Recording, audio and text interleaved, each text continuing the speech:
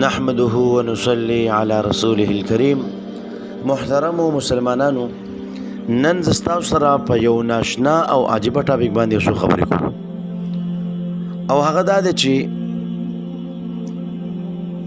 په بازار کې زه په یو ځای باندې تېرېدم، نو اتفاقا زما په یو دکان باندې نظر ولګېدو چې ما وکتله، نو په هغې کې تاسو په دې تصویرانو کې کتلی شئ چې دغه مجسمې کوم جوړې کړي دي د زنانو، او هغې ته د زنانو د جامې ورچولې دي.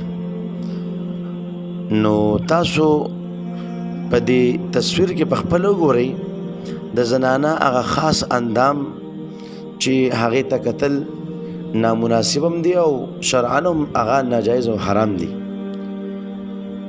نو په بازارونو کې داسې کلم مجسمې دي ځوړندې، او په هغې کې دي بیا هغه خاص ځګونه چې هغې ته کتل بلکل ناجایز او حرام دي، هغه دې بلکل هغه راوتي او هغې ته د زنانو چې کوم دی هغه جامې اچولې دي.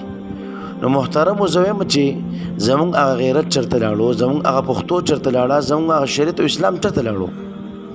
آیا د دې مجسمې نه بغیر د زنانه د کپړه نه خرڅېږي؟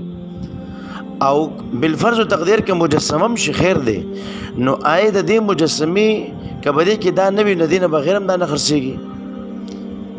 نو اول نمبر خو دغه دکانداران هم بې غیرته دي او بې حیا دي، په سترګو کې حیا نشته دی.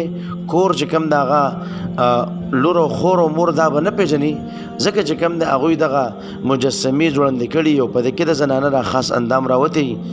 نو که د دې په ځای باندې دی یو عام ځای کې دا کپړې کېدې په خپل دکان کې، که زنانه اخلي وادخلي که نه اخلي بس نه یې دخلي، په چا باندې خو د چا زور نشته.